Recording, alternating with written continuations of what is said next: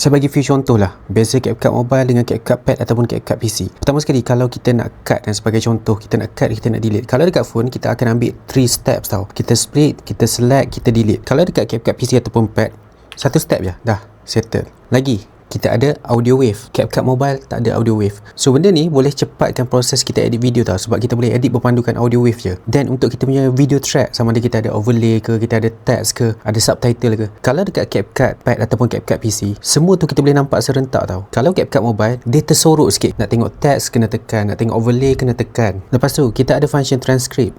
Yang ni transcript. CapCut Mobile tak ada. Yang ni kita ada main track magnet, sama ada kita nak turn on ataupun kita nak turn off. CapCut Mobile pula sentiasa turn on. So bila kita boleh turn off, dia ada flexibility untuk kita nak susun footage kita. Adalah beberapa benda lagi kenapa saya selalu recommend, kalau boleh edit lah guna CapCut PC, ataupun sekarang ni kita ada CapCut Pad berbanding CapCut Mobile. Kalau ada access lah. Kalau ada access, ada proper device. Sebab saya tahu ada orang kat luar sana dia pakai laptop spec office tau. Lepas tu nak buat editing. So laptop spec macam tu sakit pula nak buat editing. So sebab itulah saya kata kalau ada access, ada proper device, better guna CapCut version macam ni, CapCut Pad ataupun CapCut PC.